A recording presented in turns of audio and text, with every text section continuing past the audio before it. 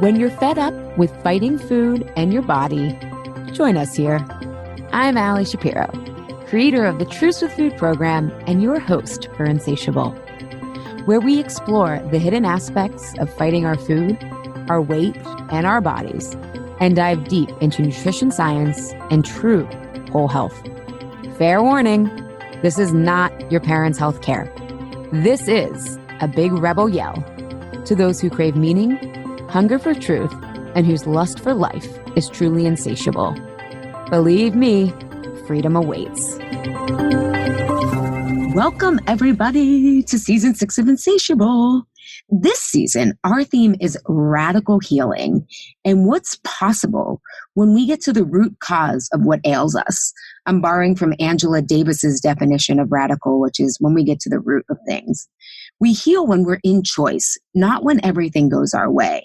So we're going to explore how to get to the root of our stories and what radical healing changes in our lives.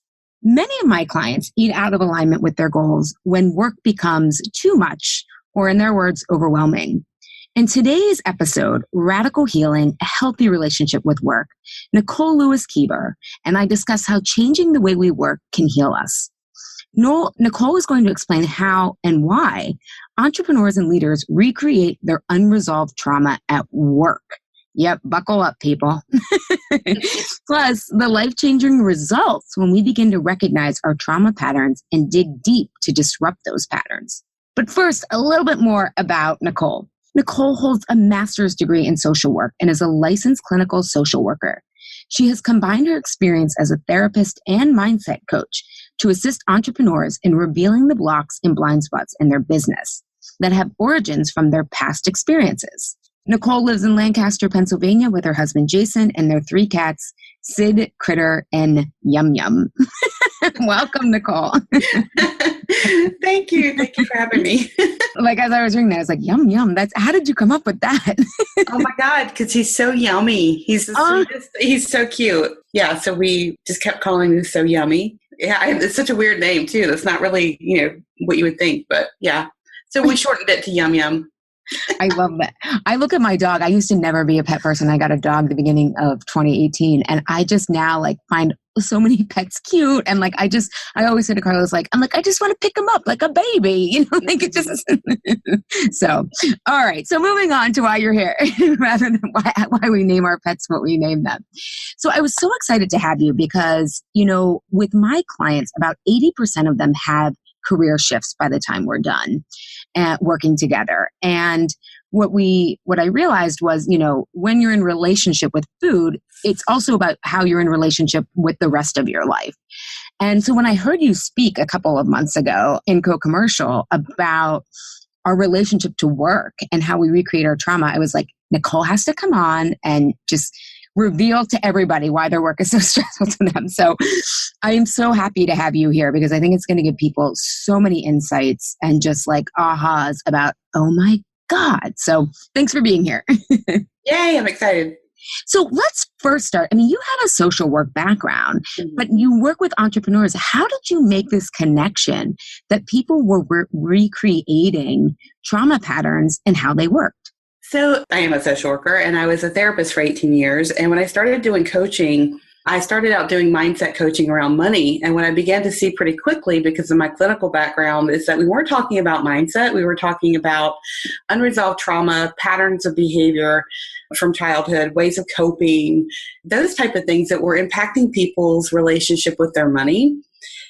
And it really kind of sunk in. I was like, oh my gosh, this is why the mindset stuff is not working very well for my clients here, because the mindset tricks, the affirmations, those things didn't seem to work because it was actually some unresolved trauma and not just a shift of perspective, if that makes sense. And so I began to see that there was something a little bit different here.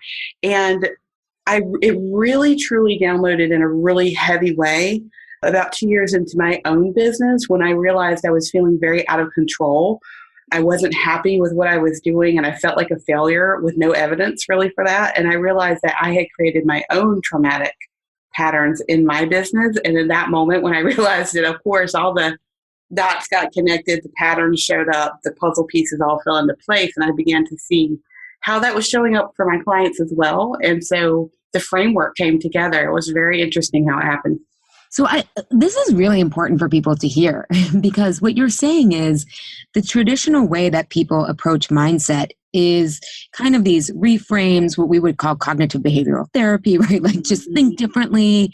And I always use the metaphor of like a gas and a brake, like affirmations, all that kind of stuff that's traditional is kind of like the gas, right? Like this is what I want.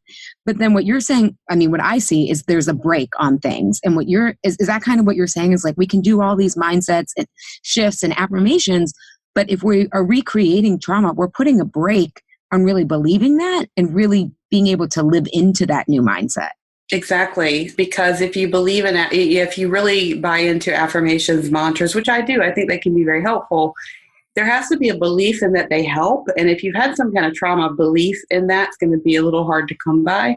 And then what we do, the mantras and mindset shifts aren't really working for us. So we then believe there's something wrong with us and it's our fault. And so we internalize it. So I think that mindset is very helpful, but it has to be used in the right circumstance, and people need to be in the right place to be able to really embrace it too. So, yeah. And how are you defining mindset? I think that'll help listeners because everyone defines it differently. Like some people are like, oh, I am love and light, and that's my mindset. Or some people are like, oh, I'm operating from, I'm a people pleaser. So how do you define it? Right. So if you kind of get indoctrinated into the, world of law of attraction and those type of things, mindset really is your perspective. It's the lens in which you see the world. There are different types of mindset, but the ones you hear most about are scarcity or abundance. And it really is the lens in which you view your day, your world, your opportunities. And that mindset can be very positive and open, or it can be very closed and restricted. And so I think it's really just kind of like the movie screen, the lens that you see things. It's the way that your mind processes information. Got it. Yeah. I always laugh when people talk about scarcity mindset because I'm like, our capitalistic culture is designed to create scarcity. Like, right? And there is, like there actually is a scarcity of fresh air and fresh water. And then we're supposed to pretend like that stuff doesn't exist. Right. And then you get mindset shamed for it, right? I'm like, don't you understand that's the whole name of the game? Like that's like intentional, but we can laugh because I think you and I both kind of, I don't know. I think in the beginning of my own personal development journey of my business would be curious about that stuff and maybe shame myself a little bit. But after a while, I'm laughing because I had to like trust myself to put that aside and be like, that's not what's happening here. Exactly. So before we go much further, I think it's really important that we define what trauma is because a lot of times people think it's only war or, that you're a refugee or like in my case, I always say that my business entrepreneurship did as much to heal me as chemo did to cure me. And so people think, oh, I didn't have cancer like Ali. And I'm like, no. Trauma, there's other traumas that have held me back, not just that one. So can you talk about how you define trauma? And I love that you said that because I really do believe that there are arenas for healing. Your business can be, I always say you can heal yourself through your business. You can heal yourself through your career. You can heal yourself through a lot of things, if you see the way forward to do that. And so really, as a society, we only label trauma like the big things, like a catastrophic illness or a big accident or some kind of violence or PTSD from combat. And so we call those big T traumas, and they're the least likely to happen most of the time. They're big, and they're the only ones that society really looks at and will allow for us to call it a trauma. And even then, I've talked with a lot of people who have said to me kind of sheepishly, well, yeah, this and this happened, and it's probably a small T trauma. And I'm like, no, that's a big T trauma. Let's name it and let's give it some space because we minimize things a lot. So that's kind of what big T trauma is. But what little T trauma is, it is the cumulative experiences that we have over our childhood in particular, where we were made to feel less than, where we were made to feel different. Maybe someone was, emotionally distant or abusive. Maybe we were bullied by our peers. Maybe like me, you had a learning disability, so you were always kind of out of the loop, and that made me feel less than and not smart. So these are those cumulative experiences that take us away from our true self and change who we are and how we see ourselves. And they really create that pattern of belief about who we are that's not always true, and can take us off course. Someone asked me for an example of the two different traumas. And I said, okay, so think about, you've got to get through a mountain. So big T trauma would be if someone put some TNT there and just exploded it, like boom, mountain's gone. Small T is like that river or that water that is moving through and, slowly changing the face of the rock and is changing, the landscape of it. And eventually that water will get through that mountain, right? It'll change us the way it is, but it's a little bit more slow and cumulative. Yeah, I'm glad that you brought that up, because I work on the story that drives people to eat and to feel powerless. And by powerless, I mean without choice. And a lot of times clients realize it's, we call it in Truth with Food, a death by 1,000 paper cuts. That, which is, I love your nature metaphor, because nature is how we heal and it's how like really works. But yeah, it's these gradual things. And I think, would you consider even like the act of dieting and like binging? Like, I feel like dieting, because it makes you start to distrust yourself in the same way you start to think it's you versus what you've been taught. I notice so many of my clients, like they start dieting sometimes around when, their parents were going through a divorce or after they were bullied or something like that. But then it's almost like they start dieting to, funnel control and choice into their lives. But then the dieting itself becomes like they get picked on for their bodies, or they start to sense failure. And that starts to like deepen the original wound. Right. I agree. I mean, gosh, if there's any, dieting is such a self-abusive behavior. It really is. So we start with that original trauma. And then what do? We take up the mantle and become our own perpetrator of our own trauma. And dieting and food restriction and a lot of those different behaviors are definitely what, I agree. I agree that they become that. Yeah. And so when you were saying with trauma, like even that word, people are afraid to name it. Why are we so afraid of that term trauma? I think that trauma has, we've only really allowed people to call it trauma when it's the big catastrophic out of our reach type of experiences. And even then, people are seen as a victim, right? And they're treated differently, and their choice and their power kind of gets taken from them. And so I think it's probably that need that we have, that innate need for survival to not feel weak or vulnerable. And trauma is definitely connected to what our perception is of being vulnerable and not having that choice and that power. So, people hate labels too. I mean, they love labels and they hate labels too. So, Don't the millennials hate labels? Like they're blowing up the false binaries of like gender and race and all these things. I'm like, you go, people. So, but I think one of the things also that I love about your work is you talk about that there's really an upside to trauma that I think we don't talk about it enough. And so part of that is resilience and incredible accomplishment. And so what were some of the patterns or things that you started to see people were recreating in their businesses? Or I see it also with a lot of my clients who are leaders with their teams, right? These are people who are highly successful, mostly in work, whether I work with a lot of entrepreneurs as well, or in the leadership capabilities. So what were you seeing that people were doing? That you were able to say, oh my God, this is trauma. Yeah. So initially, like I said in my story earlier, that I saw it with myself first, and that I had lost ownership of my own business and started to defer to the invisible they. That morning when this all came to me, I was sitting there thinking they're going to be disappointed, or I'm not doing enough, or they. And when I realized that I was using my business to be abusive to myself, and I thought, gosh, I can't believe I'm doing this. The flip side of that is that I realized that there is no they. This is my business. I get to have control over this, and I get to make decisions about it. So that flip side was, if I was able to to become a victim to my business, which I had, I also have the ability to become more in control of it and to partner with it and to feel supported by it. And so what I saw with a lot of my clients, whether they had their own business or were in a career choice that wasn't serving them, or they were leading a team that they felt out of control of, is that they were deferring their power. They were backing themselves into a corner with their decisions and their choices and patterns and behaviors around their business, their team, their career. And they had lost their ability to really see that they were the director of their future and that they were the director of that moment and that they had choice in that moment to say this doesn't work for me and I can change me in this situation.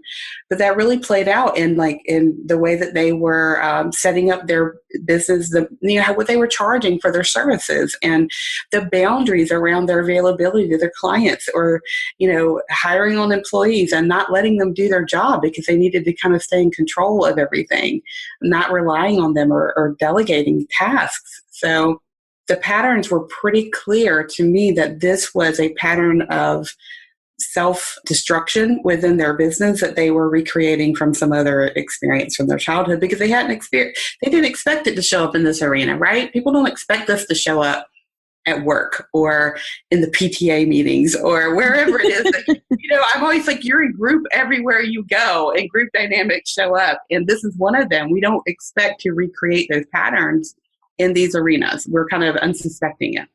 Yeah, I think I know often my clients, once we diagnose their story, they're like, I thought I was over this. Exactly. Oh my gosh. I thought I pushed through that. And I'm like, the body never lies. Like if you're feeling, to your point, like you can't trust, or you're worried about being a disappointment, or I love how you say that invisible they, like, who are they? Like, yeah, it can totally still be tethering to you, especially trauma is we're so on high alert around uncertainty. Mm-hmm. And if you're really running a business, you're going to be dealing with uncertainty pretty much. I mean, I don't know. Yeah. A lot. Or if you're a leader with a specific vision, you're going to be going where there's no path. Mm-hmm. And so, and often business owners are leaders. So it's like, it's like we want that. We want to rebel and we want to like have our voice and put our stamp on things. But it's also then, I'm going to be visible again, and there could be judgment, and there probably will be judgment, right? And that's what's so amazing is that, you work with a lot of high performers. I do too. So what is amazing about this is their high level of resilience, their do-it-yourself nature, thinking out of the box, having a really high tolerance for being that kind of forerunner, the one out running out in front. That comes from these traumatic experiences that they've had as a child or childhood adversity, because they had to depend on themselves and they learned the skill sets and they thought outside of the box, and they never really wanted to have to be controlled by someone. So they are those thought leaders, forerunners, and it created this amazing resilience. And that is the beauty of it. The shadow side of that is that it also creates a need for control. There's a lot of fear and doubt that comes up. There's a lot of needing to prove, not providing any kind of celebration, support, or reward for yourself when you reach your goals as well. And so I think that we really just have to embrace our gifts and our skills from our experiences, and also see where they can hold us back if we let them run them up too. I want to highlight those. I mean, everything you just said is so brilliant and so healing. Like, it's like, oh my God, there was something good that came out of this, right? That is a skill set that you would have never signed up for, right? Right. On your own. Right. And yet those kind of symptoms, I think of them as, I put everything in terms of like wellness, medical terms, but not rewarding yourself when you reach your goals, being afraid to delegate because that involves trust, or the other thing you just said, it totally had like a mind blank, but it was like not being able to celebrate, but also I'm just trying to think for people to start to recognize if they're doing this in their work of like other things that they can look for.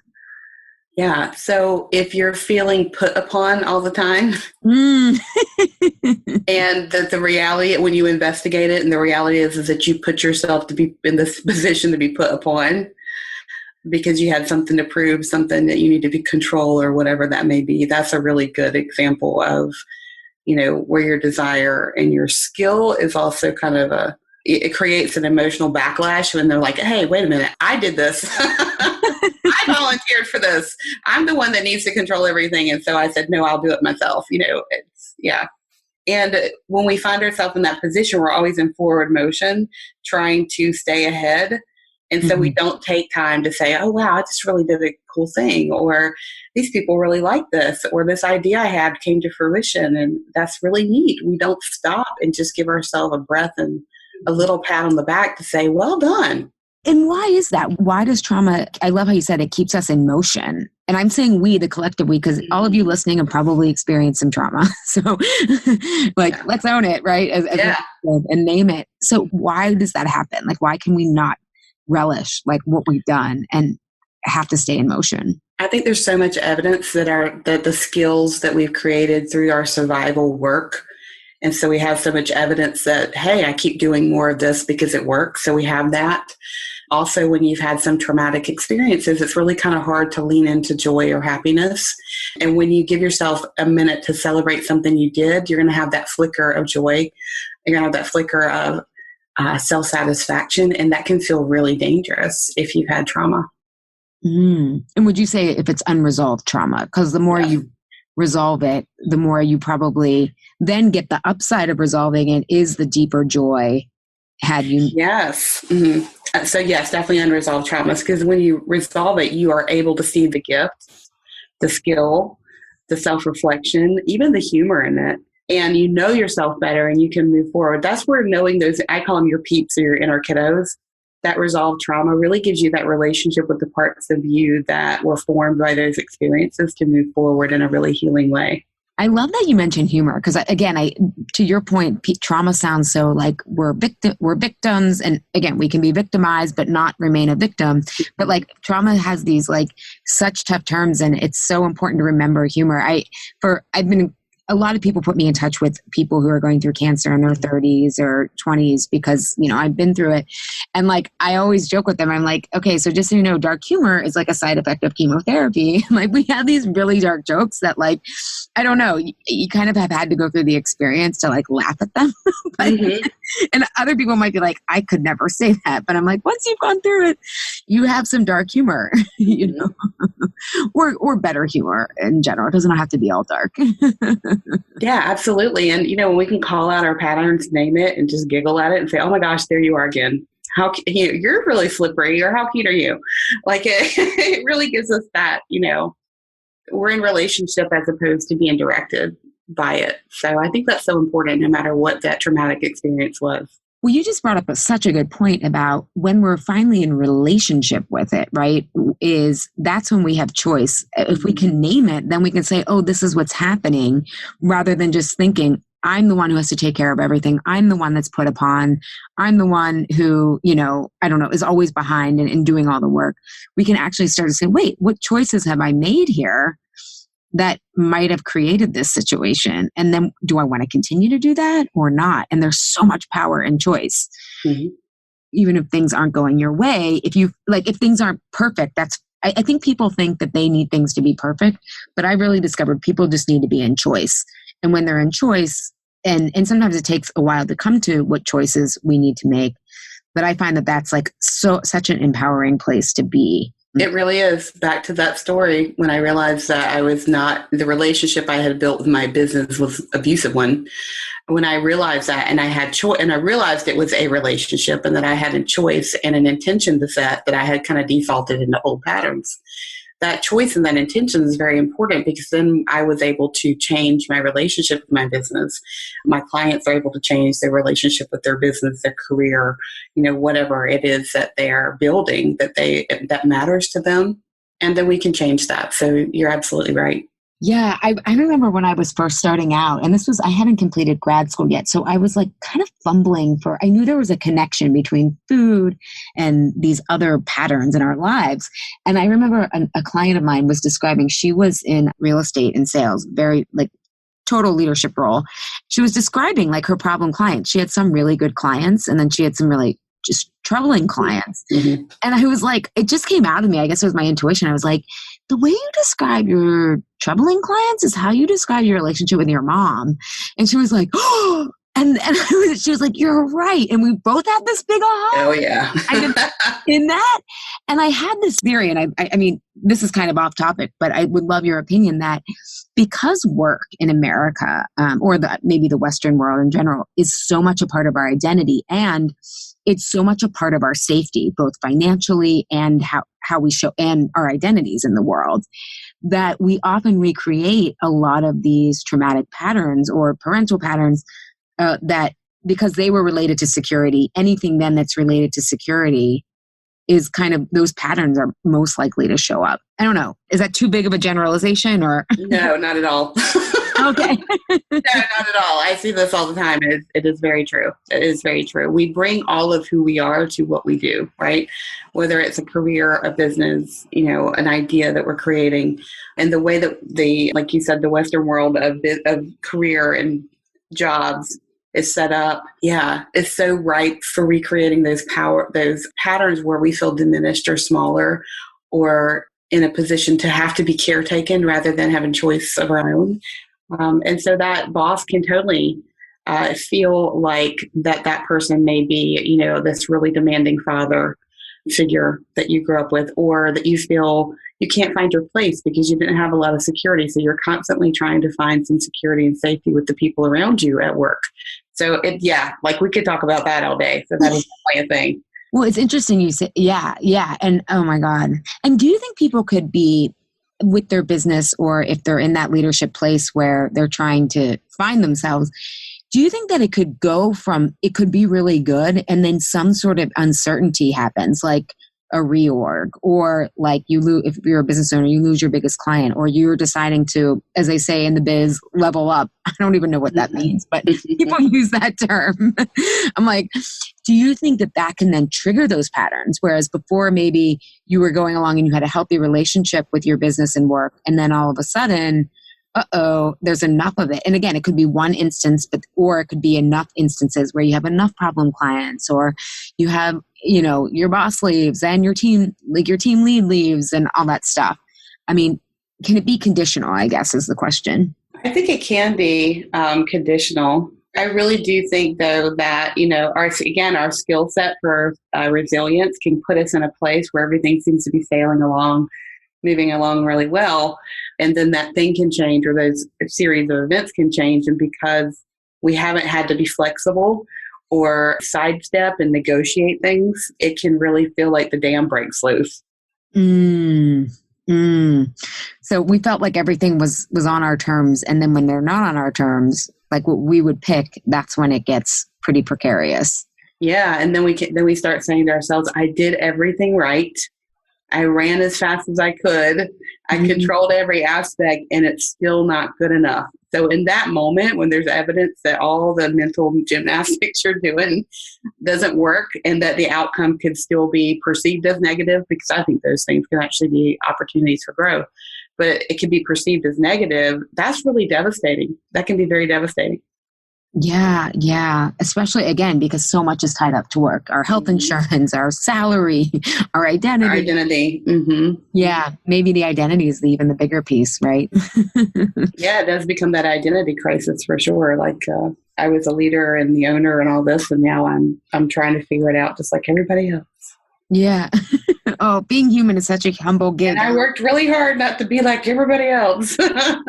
Well, and that's one of the things when I was listening to, when I first found you and heard you, and you were talking about a lot of people who struggle with trauma, especially you were mentioning being bullied, like part of your success is kind of like a big FU to the people who bullied you. And when I thought about this, is like total vulnerable moment right now, but I was like, oh my God. And I think there was a lot of motivation for me to create my business. I mean, it really was about I was just so angry that people weren't learning about this stuff, and they were saying stuck in the diet matrix or becoming a pharmaceutical cash cow in the medical system. There felt like a lot of injustice, but I can definitely see where part of what propelled me through not giving up was I think it was unconscious at the time, but it was I don't want to be part of your system. I don't want to be part of normal, probably because I felt like I've never belonged there, So I think that's kind of a side that we don't like to admit, but that can be a benefit,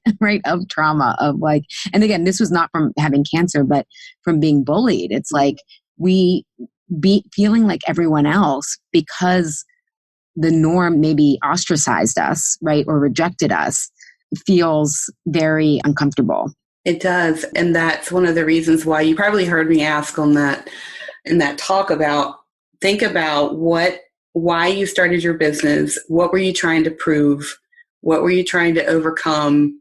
What were you trying to say? So all those questions have to do with, why did you really start this business? Was it about financial freedom, or was it because you wanted to say F you to somebody?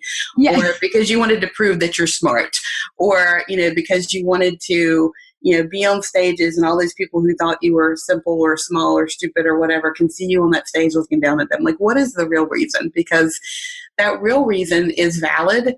And it's also very important for us to know it, because if we don't look at it, we won't know when we've arrived, right? We'll just keep striving and never arriving, because we'll stay in rebellion. And then we start rebelling against our clients. Then we start rebelling against, ideas that actually could be really good for us in our business. But because we're in that rebellious mode and that's our pattern, we just keep on keeping on. So it is very important to look at that. Thank you for sharing those questions. Yeah. When I sat with those, I was like, oh my God, this is a mixture. I mean, truth, freedom, and justice are big. They're like, if I'm going to boil down what I value, like that's what it is. And I was like, oh my God, a big piece of this was like, I want to show that mainstream sucks. You know what I mean? And I'm mainstream in some ways. So, but in certain ways, like I feel rebellious enough, right? That's part of the side that I like about myself. But I was like, oh my God. I'm right there with you. Yeah. It was not like my finest moment though. It's one of those moments where you're like, oh, I got to own this about myself. But those questions were so helpful. And I want everyone who has a business or is going for more and more higher leadership roles, like jot those questions down that Nicole just shared and like get honest with yourself, because then you can, to her point, you can rest when you have a victory, right? And you don't have to always be in motion when you're like, oh, those were my motivations. Mm-hmm. And you can tap into that part of yourself. So like for me, my rebellious teenager is so loud in my head that I've named her Sadie, because we have conversations a lot. And there are things that she's really, really good at helping me with. And there are things she's really bad at supporting me through. She thinks everything is stupid. This is dumb. That's wrong, blah, blah, blah. But that voice is there. So it has a message and a gift on both sides. And so when you can be honest with yourself and say, why did I do this? What was I trying to prove? Who was I trying to be? Then you can tap into, I think, a deeper understanding of yourself and really see the light and the shadow side of both of those. Yeah. Well, and I love you talking about the light and shadow, because when we can really own those, we have less charge around what's good or what's bad. It just is what it is, right? It is what it is. And you can laugh at it and say, oh my gosh, you're precious. Now go away. Yeah. You're so cute, I love, but I like see what you're trying to do there. Yeah. So when we start to so how can we start to recognize these patterns? I, again, kind of coming back, I remember one time, one of my clients, she was a lawyer at a really tough law firm. And I was like, if you were to describe your relationship with your employer, what would it be like? And she was like, abusive. And I was like, okay, that's a sign that maybe you need to leave your job, or maybe not. Maybe we're the ones making it so abusive. So how can people start to recognize like what's really happening with how I'm relating to my business or the teams I'm leading? Like, how can we start to grasp on? I mean, I think you've already given us a lot to think about, but I would love to start in entry there again. Mm-hmm. So I think we all find ourselves in this pattern where we're like, here we are again. Here I am again. I got this new job. I'm leading this new team. I started this business. I have this new relationship. I started a new diet, whatever it is. And we get to that, we hit that wall. We're like, here I am again. I can't believe I'm here. When you find yourself at that point, or you remember that experience and you see yourself perhaps heading towards it, that's a really good indicator that you are stuck in patterns that are probably connected to something a little bit deeper that you want to disrupt. And so you really do have to get very clear about what that is. So that's a really good time to kind of look at it, when you're like, here I am again. Rather than to blame yourself or shame yourself that you're in this moment again, is to say, okay, this time I'm really going to examine what's really going on here. Well, first of all, what am I getting out of this? Because you and I don't know about you, but I think you believe in secondary gain, that we do things that don't look healthy for ourselves, that we are actually getting some kind of benefit from. Oh, I always say it's a protection. It's protecting you Exactly. from some loss, a perceived loss often. But Exactly. So kind of looking at that, but it's that, oh, here I am again moment is a really good place to find yourself. It's a gift to be in that moment so you can change your perception, dig underneath it a little bit. And more specifically, like you had said to your client, they said, well, if you had to describe the relationship that you have with your employer, what would you say it's like? And they said it's abusive. That's a really good way for us to kind of figure out where we're at too, is how am I feeling about my relationship with food? How am I feeling about my relationship with my money? Wherever I'm at, that relationship piece really helps us put it into context to see it outside of ourselves so that we can look at it in a different way to figure out where we are right now. That's why I always ask people, within your business, are you your own mean boss or are you supportive? And a lot of times they're like, oh God, I'm the worst boss ever. I'm terrible to myself. So that's a moment of clarity when they can see that there's some change that needs to take place. well, and as you're saying that, I'm thinking about how many people say that with pride, right? Like I used to say that. I was like, I'm the worst boss I've ever had. Right? Mm-hmm. Because the implication is I'm productive, I'm busy, I'm hard driving. So I think I just want to put a little asterisk there that like it doesn't have to be that way. It doesn't. I wrote an article a couple of months ago where I said it was about praising the success and hustle behaviors of entrepreneurs, just saying, oh, they're just a workaholic. And my message underneath was, or maybe they're trying to prove to their dad for the 100th time that they're worthy. So it was like turning all of those things on their head of those high driving, type A type of behaviors that, actually there could be something else there besides that. So. Yeah, and we'll definitely link to that in the show notes because I think that's important for people to realize because that's what's so matrixy about this stuff is that, again, because it's also our strength, it has given us a lot of things. It might not feel like it's something that needs to change. And when you look around, everyone else is doing it. I mean, I think this is part of the problem that we don't define trauma is we are swimming in it. Everyone in our culture is traumatized because no one's like, we just live in a very emotionally, I don't know, is unintelligent, unaware, all of it culture. And so our systems are set up to traumatize us, our school systems, the medical community, body image, media, legal, cultural. Work itself. Workers have never had rights. None. Yeah. Yeah. So you're right. We are absolutely swimming in systems that would keep us in a place of having no choice. Yeah. Well, I love this. So it's like people have to start to think about, okay, why am I here again? And don't go get a Playing to Your Strengths book or a, no. I mean, you can if you haven't tried that, but it's probably better to look at what's on, I call it the break, but in what you're sharing with us is it's some sort of pattern that is probably birthed from trauma and trying to make us feel worthy in some way. One of the things that I love about what you're saying is we can hold both the shadow and the light, and we can resolve that tension where we still have the upside of resilience and we still honor the skill set.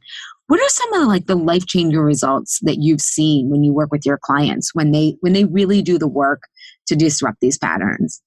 Right. When they can hold both of those ideas that a trigger can be a trigger and a trigger can also be information and it's not always a bad thing. And that it's not always about getting rid of those parts of ourselves or overcoming. It's about getting into relationship, recognizing it, and then making a choice, whether to participate in that behavior or not. And so when they're able to do that, oh my gosh, so since a lot of my clients are entrepreneurs and small business owners, one of the most notable clients I worked with, she realized that she had set up her entire company to keep her in a place of being small and driven and controlled. She had set up a membership community that was controlling her. Everything was controlling her. And once she was able to look at these dynamics and say that yes and type of scenario, she was able to completely dismantle her whole company and do everything differently. And she was able to look at it without shame and without self-judgment, to really look at the pattern and say, these are the areas of my business that are really thriving, that I love, and are the skill sets that I've gained from the hard life I had. And I really want to lean into those in a way that feels healthy and awesome. And these are the ways it's not serving me, and how I have set myself up to be a people pleaser and controlled and demanded, so much demand from my hundreds of clients instead of my 10 clients. And her life completely changed, from that, because she recognized that the triggers weren't a problem, that the trigger was information that she needed to pivot. And so we get, there's so much out there where people are like, oh, you just got triggered. Well, yes. And depending on what kind of trauma you've had, some of it can be debilitating until you've gotten to a place where you know how to manage it or move through it. And a lot of people, that trigger is that moment of, oh my goodness. And then, okay, I got this. So it gives them a moment of clarity, to pivot.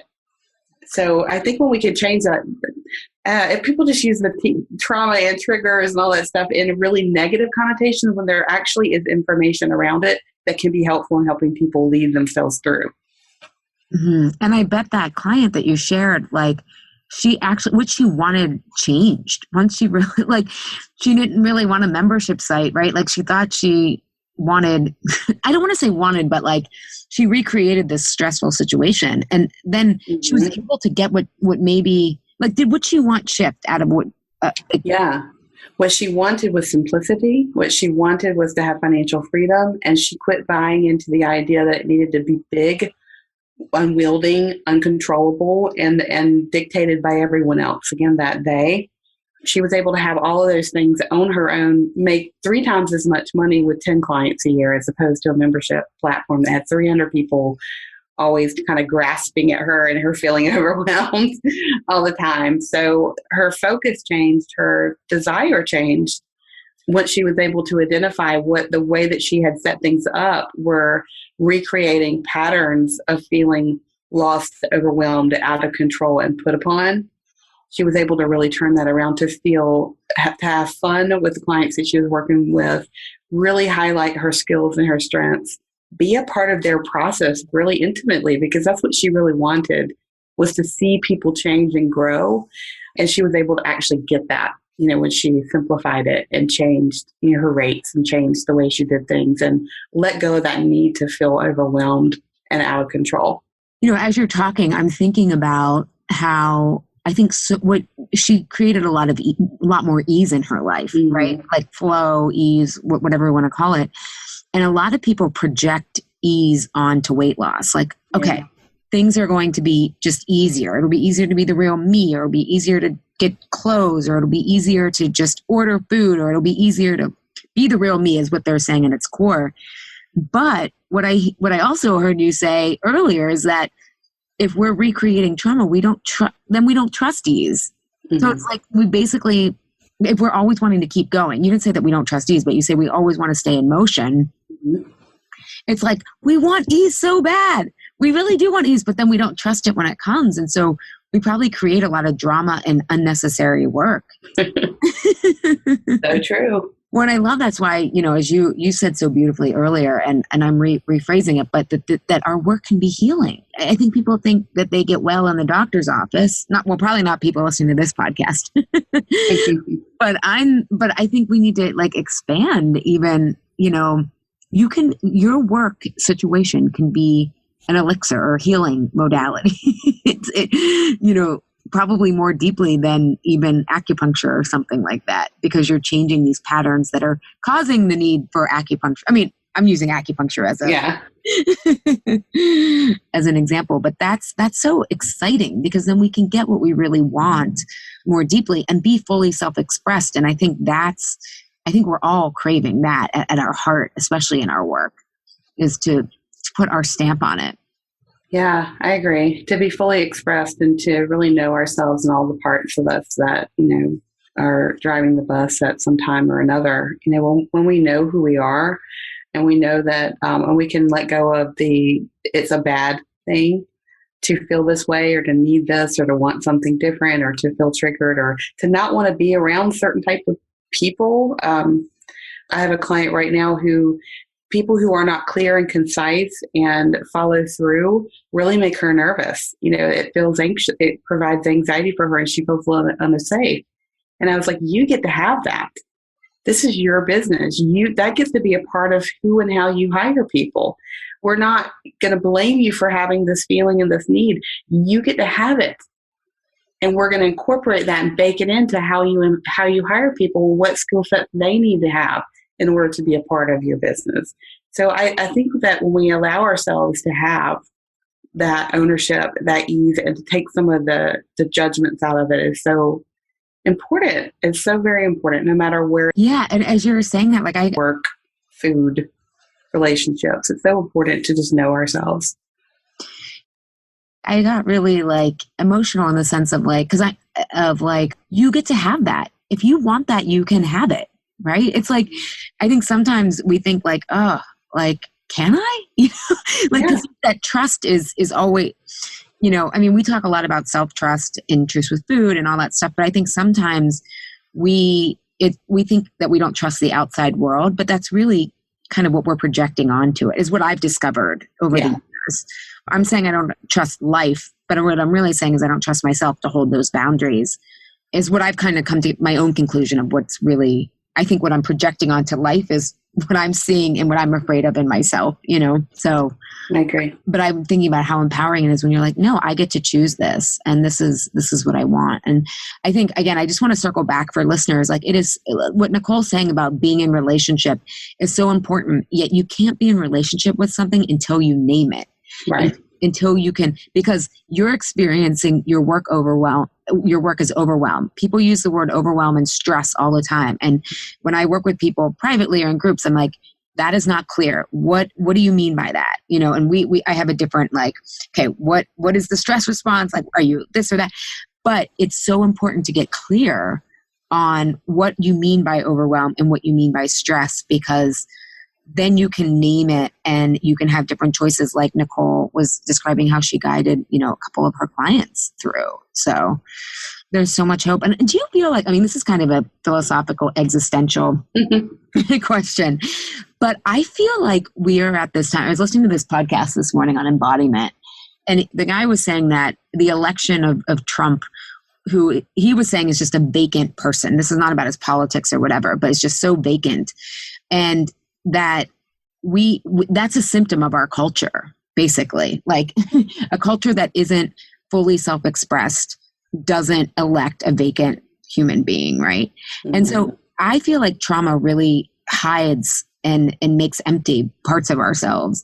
And so do you think we're at this collective turning point where, like this guy was saying, like the solutions that we need for these complex problems are not on either side, right, of the aisle? It's right. We need to root into who we are and he was saying, in touch with our soul and become self-expressed, because that's where the answers are going to come from. And I kind of feel like we're at this, and again, maybe it's the work I do and maybe it's the work you're immersed in, but I feel like when I first started out, people like really wanted to focus on the food. And now people were like, I know it's emotional. I need to figure this out. Like, do you feel like we're at this collective healing place? Like, I don't know. I'm just curious your thoughts. Does this all happen at once for us to come to and surface? I do think we're at that point. One of the things I said early out around the election in particular was, I feel like trauma elected Trump. And so, you can dig underneath that however you want. But I do believe that as a collective, we are in a place where we're beginning to see the reality of where we are, because we have been so kind of numb and compliant and stuck in these paradigms that don't serve everyone. And I do think that we're at this point where we're starting to wake up. And I, like you, I was a chronic dieter. And if you had told me 20 years ago that, my weight had anything to do with, my childhood or any of that stuff, I would have said, you're crazy. I just want you to tell me what to eat, what not to eat. And so I think the fact that we have woken up to the idea that our self-expression, our self-autonomy, ownership of ourselves, the ability to express who we are without fear, that's where we are. And that's why things look really nasty sometimes, because, the healing process can be a little gross. And I think we're in a gross space. Everyone that I know, has their eyes a little bit more wide open to where we really are as opposed to where we thought we were than 3 years ago. And just the fact that people will actually let me call something trauma now and not shut me down like they would have done 2 years ago shows me that people are more interested in really seeing the truth of what we're experiencing and trying to find the way through it. And you can't do that if you don't know what it is, right? So, yeah, I think that we're at that point. That's so interesting that people like 2 years ago would have like shut you down if you said the word trauma. Like, I'm like, I heard you speak and I'm like, yes, I'm like, we have a brilliant soul here. Oh, and I've been fighting for that word. Exactly. I mean, what did they say? Were they like, oh, that's too deep? I'm like, right. It's too, oh my gosh, I've spent thousands of dollars on coaches telling me not to use the keyword. You tell me to use it, overwhelm, or you're stressed out, or you're burnt out. And all of those things are symptoms of, having recreated trauma. And so I was asked to call it a lot of more acceptable terms that would be approachable to the average person. And I said to them, listen, I'm tired of this. I'm calling a thing is what I say. It is trauma. Now we need to educate people about what trauma is and the fact that they probably have it and they don't realize it because there's more than one type of trauma, so that they can get some freedom and some healing from this. I'm tired of calling it something else. Amazing. And how has that worked as you've become more self-expressive? My business exploded. I love it. I love it. I think that's the thing. Like you mentioned law of attraction, which I do not like at all because it doesn't, incorporate as a social worker, there's systemic inequality, but there is this like weird kink in, I wouldn't say it's law of attraction because it is when you get clear on who you really are, not who you think you are, but when you get clear on who you really are and listen to that voice, like when you're in that alignment, there is a flow and good stuff that happens. There really is. I gave a talk last week in front of 300 women, and it was about how your inner kiddo basically from inner kiddo to inner CEO, and how all the parts of us bring gifts, messages, and that really when we can know ourselves and name something, that it changes everything. It really does. And we do have that wise part of ourselves, that knowing, that intuition that can guide us. And I don't know, some of that, the law of attraction stuff, I think is limited, and it's limited to one type of person. And that's not how we want to live. We want everybody to be able to see their way through and have that ownership of their own lives and see themselves as powerful and having control and autonomous and beautiful and authentic and just perfect for who they are, and that doesn't really allow for that. Right. No, I love it. It sounds kind of like kumbaya, but it's true. But you have to I like to use the word gross because healing can be, it's funny, it's gross, it's hard, it's all of it, right? And that's part of the design. The obstacle is the path, in that you have to know that you can handle the tough stuff and not a way that you handled it originally, right? There's different ways than when you handled the original trauma was really protective and useful.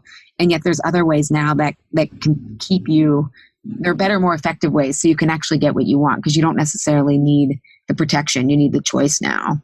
Right. And that's where that alignment piece comes in, that it's going to be different for each and every person. What's aligned for me is not going to be aligned for you. And so when we can allow that exploration, that's life-changing. It is. And I just want to put a plug for how fun and like curious that is. I'm running a group program right now. Why am I doing this now? And people are like still engaged, and they're like, I can't believe I'm still sticking with this. And I'm like, because you're learning about yourself. Mm-hmm. Like it's really fun to your point, triggers aren't bad things. It's like, triggers are also blind spots and keep you trapped. Yeah. So it's like, oh my God, how freeing is it to start to really discover who you are without this shield and protection around. It doesn't mean you put that away. You could still pull it out at times, but it's really fun to go on a self-discovery process, I think. I agree. That process for me, for sure. I have a deep love for myself now, and a reverence for all my parts, and even the most silly ones. And I couldn't have said that 5 years ago. And so I think that self-exploration of getting to know ourselves and figuring out what our patterns are so we can see them happen quicker and disrupt them quicker. And again, with that humor going, oh my God, here you are again, aren't you cute? I think that's just that can bring such joy and satisfaction. And yeah, I want everyone to know what it feels like to be working on it imperfect, and absolutely in love with who you are too at the same time. Yeah, we expand our capacity for so many feelings, which is so important. And then we can really be leaders. Like I love that you shared that all these coaches were telling you not to use the word trauma, and you're like, bye-bye, and it's like, look, and now you're talking about it, and people can get to the core faster and heal more efficiently. I love efficiency and elegantly, but it's like, that's what we need. And I think we all know we can be brave, but we just need to resolve those trauma patterns that have us, I want this, but gonna hold back. So right. But yeah, we'll have a lot of different choices when people start really healing and getting to the root. So yeah, I feel like we're there. We're getting there. We are. I feel like it's accelerated, but maybe that's, again, I have a skewed sample size of clients in my world. So I know not everyone is doing this, but. Not everyone, but you're right. Even people who are on my fringe of my life who don't have that self-exploration, probably the way that you and I do and our clients do, are still waking up to different ideas that they had never considered before. So we're moving. Cool. Nicole, thank you so much. This is going to give people a lot to think about. Where can people find you? So the best place to find me is on my website, which is www.nicole-lewis-keeber.com. And if that's too long for you to figure out, you can go on Facebook at Nicole Lewis-Keeber Coaching. That's a little bit easier. And those are two places that you can find me. And I do have articles on Medium about a lot of this stuff. If you have curiosity about small T trauma, how it impacts patterns within business, just feel free to follow me on Medium and read some of those articles, because there's a lot there. Sounds great. And we will link to that. Thank you so much for being here, Nicole. This Insatiable episode is sponsored by Truce with Food, a personalized online coaching experience to create lasting food and life freedom. Registration opens January 2019. Diets are a losing battle. It's time to call a truce with food. Come for the relief, leave with life-changing freedom. This program is only open once a year, so don't miss out. Join the waitlist at www.alishapiro.com/trucewithfood2019. Thank you, Health Rebels, for tuning in today. Have a reaction, question, or want the transcript from today's episode? Find me at alishapiro.com. I'd love if you leave a review on Apple Podcast and tell your friends and family about Insatiable. It helps us grow our community and share a new way of approaching health in our bodies. Thanks for engaging in a different kind of conversation. And remember, always, your body truths are unique, profound, real, and liberating.